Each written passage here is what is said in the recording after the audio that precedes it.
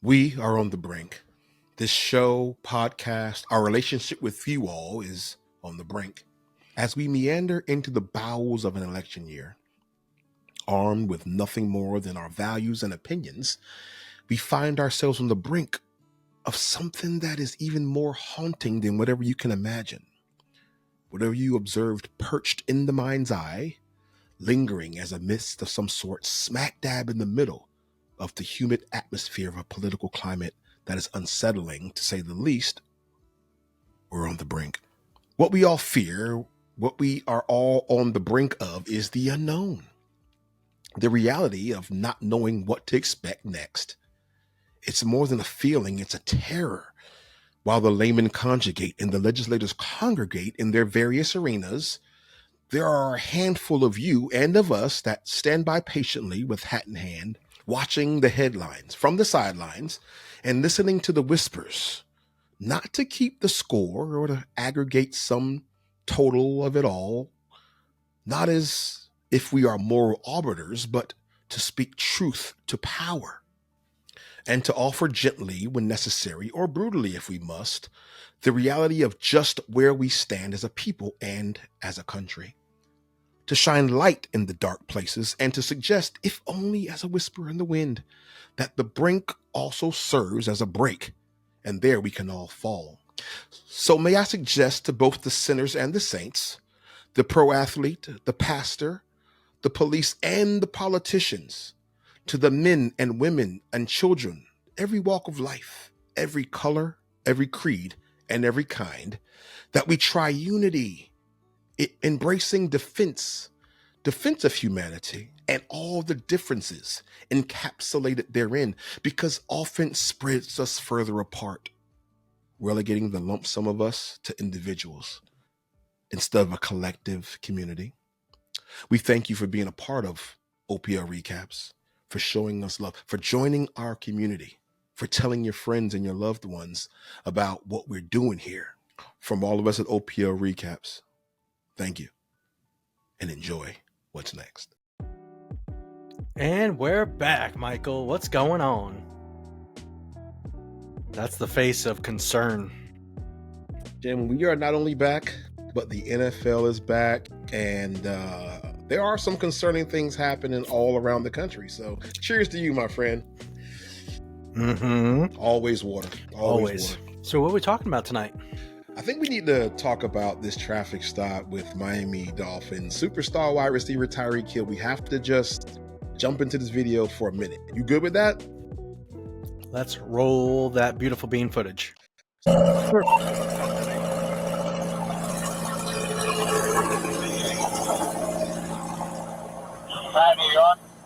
don't you have your seatbelt on? Why don't you have your seatbelt on? Like what? Why do you have it up?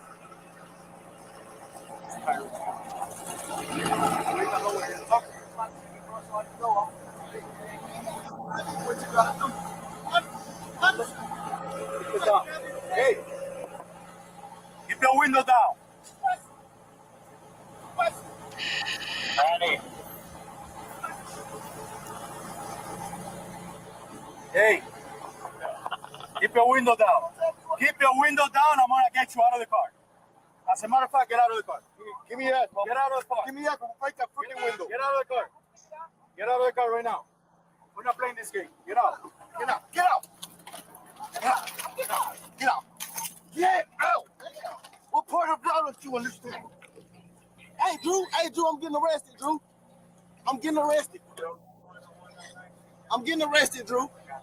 I'm getting out, bro. God damn, twin. When we tell you to do something, you do it. You understand? I'm getting out. You understand? Not for you, what we tell you. You're a little fucking confused. I'm getting out, bro. Too late. Too late. All right, bro. Take me to jail, bro. Do what you gotta do, bro. We are. We will. Good, bro. Jim, can I stop it right there? You could, because it makes me angry. Notice the tattoos on the hand. I'm not going to say much more about that, Mm-hmm. but we can start right here and just break down some of the stuff that we're seeing, yes?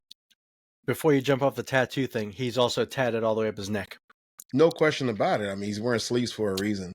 I completely understand that. But tell me what you're seeing right now so far. I'm seeing, we'll say, a rich and famous person that is on a traffic stop. And I think, yeah, you got to roll down your window. You're not above the law, and you're not that famous that you got to be like, you're not Donald Trump, so you're not going to get shot at. Should have rolled down the window. But I could also see his take on the, hey, if he would have communicated and said, hey, I'm going to roll my window up so these people don't see me on this traffic stop, maybe that would have went over a little bit smoother. But I think 1,000% it would not have went over smoother in any way, shape, or form. Gotcha.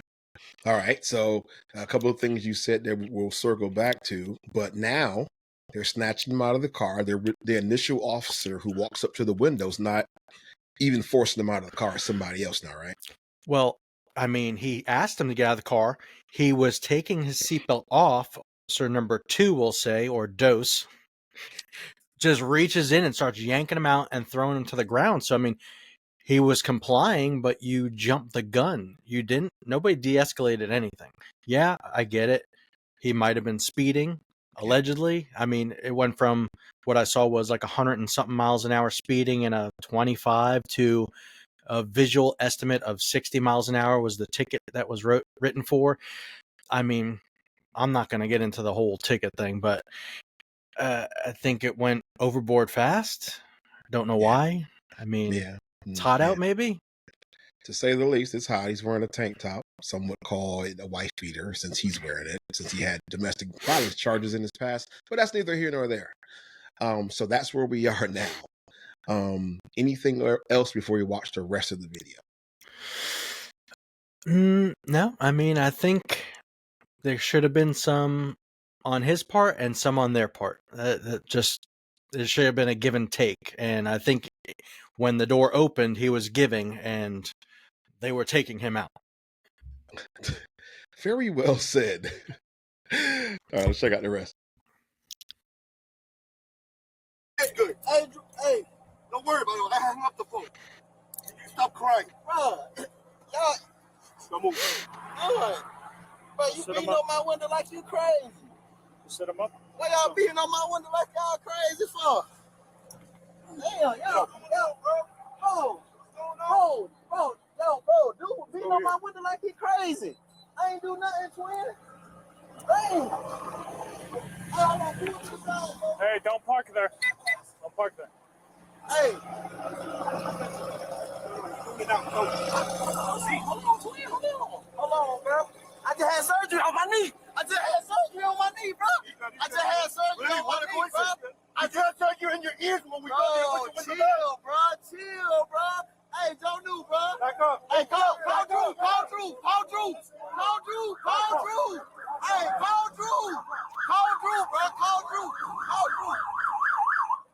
call Drew, bro. Hey, what? Hey, call Drew, bro. Just call Drew.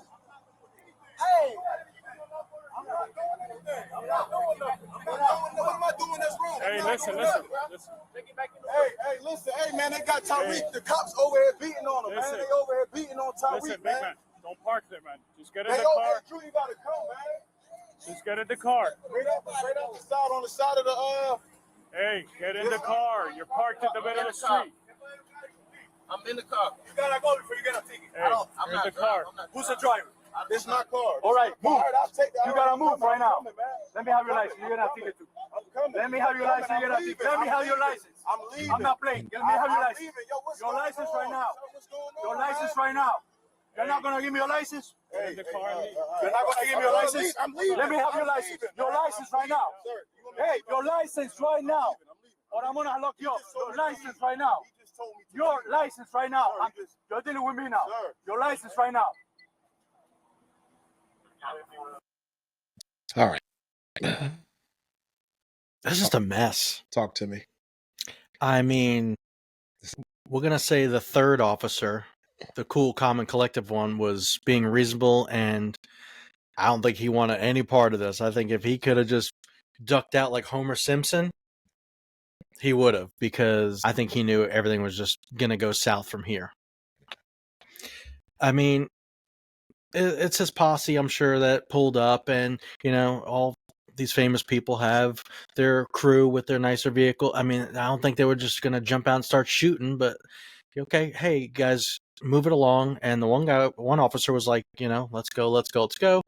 Okay, yeah, they were lollygagging because they're trying to, release my homie. Let's just Free Tyreek. Yeah. So I mean, it just seemed like the other guy was he was on his high horse or high motorcycle with his boots, and he just wanted to take everybody to jail. I don't know. Maybe he just didn't want the Dolphins to win.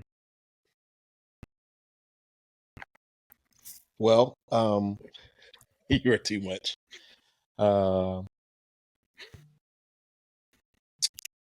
As we start to edit this, I don't think that. Are you, before I start, are you done? Yeah, I'm done because I mean now we got to get the professional's opinion on from A to B to Z to D to E to Z. And this is a tall task to try to explain and break this video down.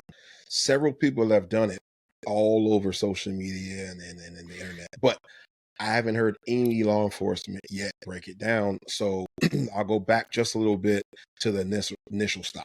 Yes, you're absolutely right. He was likely speeding in that very slow zone because there are pedestrians walking that way. I've been there many times, Hard Rock Stadium. I know where that is. He was literally a block, if that, from entering into the stadium. So, of course, coming off, there's a highway that comes off of that road. And oftentimes, I think Tyreek lives in another area. He's probably speeding to the stadium. His nickname's the Cheetah. He wants to go fast, right? In every Nice car. So he's got a McLaren. He's trying to get there, right? And I believe that, and I can't prove this, that they probably visually saw him come in from a distance and had to catch up with him. And at that point, their antennas are raised. There is a video later on. There is a video that was released later on yesterday that showed one of the officers say to the other, "That's Tyreek Hill." And then one of them cursed and expletive, like, "Oh crap!" After they had done all of that, which is indicative of me to say we messed up when they said it that way. Now, with all that being said, let's really, really get down into the depths of this. Initially, Tyreek Hill was wrong. Yep. But something I told you earlier today, and I regurgitate it for the people now, I'm never surprised when criminals act like bad guys. But I am surprised when cops do. And I'm not saying they're being bad guys, but they're absolutely escalating the situation. Tyreek Hill has a criminal history. Domestic violence. He's got all kinds of other charges, multiple baby mamas, but that's neither here nor there when it comes to this individual traffic stop, because number one, they don't know who he even is. Now, there's two sides of the coin to look at when we're talking about this now. If indeed they did not know who he was, they just thought he was a regular person driving a McLaren at a high rate of speed towards Hard Rock Stadium, and they initiated this traffic stop solely based on that. We don't know if they ran the tag. We don't know if the vehicle's leased or registered to him or his agent or his wife. We don't know who it's registered to as a layman standing on the brink of this thing.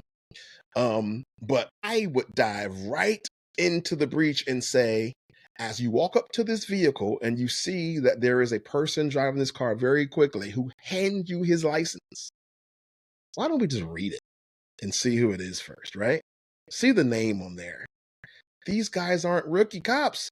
They've been in the city of Miami for multiple years. They know who the Dolphins are. They're working that traffic detail for that game. And they know, because I'm sure there was a briefing, that the players are coming into the stadium at least at the latest 2 hours before the game. It's a 1 o'clock kickoff, so they have to be there by 10:45, 11 o'clock to get ready for the game. So they know what's happening here. They know who to expect. I'm going to even go a step further and say they've worked that detail multiple times. So they've seen these cars. They see the Bentley SUV from John Smith. They see all kind of Rolls Royces and Benzes and Mob and all this BMWs and McLarens popping up all the time.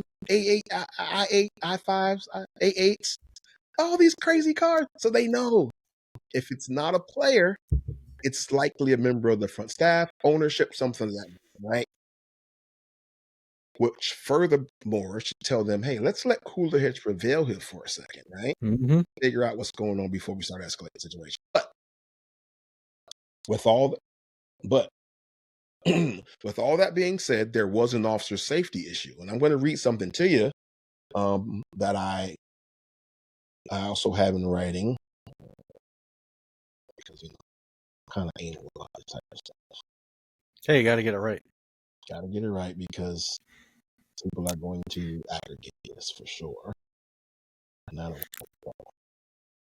All right. Jeez. Phone ain't working. All right, here we go. Oof. That's tiny. Mm-hmm. What happened there? Oh, Jim. Look at those soft hands. They are soft. All right. So check this out. An officer put this in a comment that I was reading earlier. Number one, the officer had a lawful reason to be there. We can agree with that, right? Yep. Number two, the driver displayed signs of non-compliance and created a potentially hazardous situation to the officers. Which is what I said. If they didn't know who he is and he just rolled the window back up, it could be considered an officer safety issue. Mm-hmm. But I don't think that was the issue. I think it was the fact that he said, why are you banging on my window like that? And showed him a little attitude that raised his level of suspicion. Fair enough? Yes. Number three, the officer made repeated lawful requests of the driver. The driver failed to comply before and was escorted out of the vehicle and handcuffed for officer safety. No strikes were employed. He was not injured. So they're saying that there's 100% chance that the driver escalated the situation, and it's completely the driver's fault.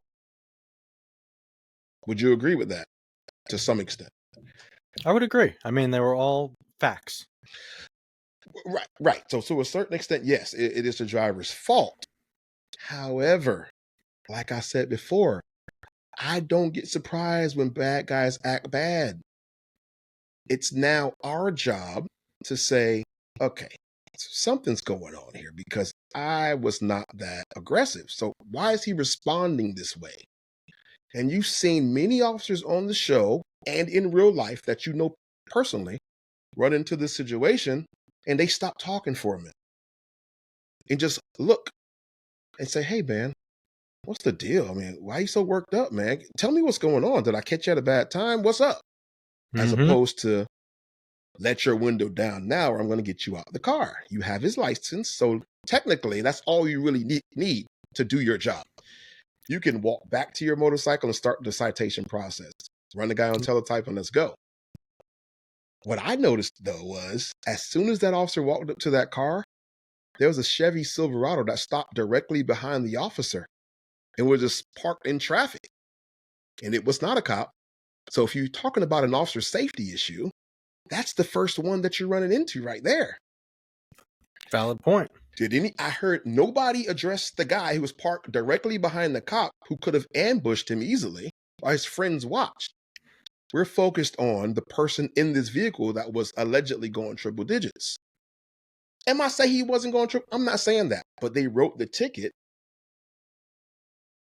I wouldn't have cut him a break if we went to those extremes, right? If we're going to put people on the ground and detain them and be all on camera in front of Hard Rock Stadium, let's just go all the way with it, right? I initially told somebody Sunday there's probably reckless driving, so they did them for careless, for 35 or 40 over, 60, whatever in the 25. All right. Now, as we go further into this, we talked about Tattoo Man. He's working his way. He's working his way onto the national scene with his antics there. Okay, he was way too jazzed up. I don't know if he had just got chewed out by somebody, by his supervisor, or if he was going through something at home, but he came hair screaming into the fray and caused way more of an uproar. Listen, I'm not here to defend the police officer, and I'm not here to defend the athlete, because I don't know either one of them personally. But from my experience, you catch more flies with honey than you do with vinegar, right? Yep. So if I'm writing you the ticket anyway, I win. If I want to take you to jail anyway, I win. There's no need to get violent and get aggressive, and overly aggressive at that. This is true. I've stopped people who I knew were criminals, who had violent, armed history, no licenses, right? I know they've been to prison, and I'm not that aggressive. Okay? The Daytona Beach Police Department, VCAT, they do that type of thing all the time, and they're not that aggressive with people. Am I saying we're the gold standard? No, but I am saying that our administration, our training, they teach us every single year, multiple times a year, about de-escalation. That's the big word. And obviously, there's a little bit of an issue with some of the motorcycle officers in Miami-Dade County. What do you got? I think you're pretty spot on for that entire speech. I mean, yeah. I always tell new officers this saying. I learned this from my father years ago. Detainment isn't permanent, and an arrest isn't always a remedy, but education can be. So yeah. Cheers to that. Cheers, man. We can detain somebody, we can arrest them, we can do all that and it be big for the badge, or we can pull them out and say, hey, let's do me a favor, okay? We're out here in the middle of the road. People are stopping around us. As an officer safety issue. Do you mind stepping out the car and me talking to you on the sidewalk? Because if I talk to you over here, there's less chance I get hit by a car, or there's a traffic jam because people are watching who I'm stopping in this nice car. Let's go over here in the shade. We're both in the shade. Okay, you don't want to do it? Okay, here's what we're going to ask you to do then. Keep your hands on the steering wheel. Don't reach for anything. I'll bring you your citation here in a minute. Do you have any questions? No, man, stop banging on my window. Walk away. That's it. And then when his friends stop and they're trying to see what's going on because they know who this is, they're given conflicting commands. That's one of the main rules of leadership, right? Don't give conflicting commands, right? If there's three of us here and one says, don't move, and one says, show me your hands, which one do I do? Right? If one says, get out of the car, one says, stay in the car, I'm going to, what do I do? And that's why when we do a felony stop, what we do is one person gives command. So this was an entire mess. I want to read a quick statement, or a quick piece of a quick statement from the Dolphins, and then we'll end it there, because I think what they said was extremely, pardon my French, damning. Part of the statement basically said this, and this is going to go somewhere. We are proud to have a strong and positive relationship with the Miami-Dade Police Department and other law enforcement agencies, and recognize that the vast majority of officers do serve the community with the utmost character and desire to protect all citizens. However, as is on full display in the videos released tonight, there are some officers who mistake the responsibilities, this is not good, responsibilities and commitment to serve with misguided power. While we commend MDPD for taking the right and necessary action to quickly release this footage, we also urge them to take equally swift and strong action against the officers who engaged in such despicable behavior. We will stand beside Tyreek and others and other players as they work to use their platform and this situation to make a positive impact on the community, blah, blah, blah, blah, blah. Organization, our community partners, we can create lasting change. So that just goes to show you that you have a private company with billions of dollars that are asking for action, and there likely will be. Unfortunately for the officers that day, you know, they're going to run into some issues, litigation, possibly, right? Because Tyreek has a lawyer, agent, fullback of the NFL in the company. This all could have been avoided. All he had to simply do was leave the window cracked. He didn't have to close it all the way. Keep his hands on the steering wheel. And the officer didn't have to get rowdy. But if the officer decided to get rowdy, the chill guy comes in and says, hey, back away. Mm-hmm. Because we do have a duty to stop other officers who are out of control. And if we don't act on that, we can face punishment, severity, up to, suspension and being fired. So I don't know, man. It's a tough spot to be in. I've been on both sides. I've been in that car as a black man, and I've been the officer on the other side of that window. And I've been the guy walking up saying, hey, everybody relax. And that's what somebody should have done. 100%. And you're spot on with your review here, my friend.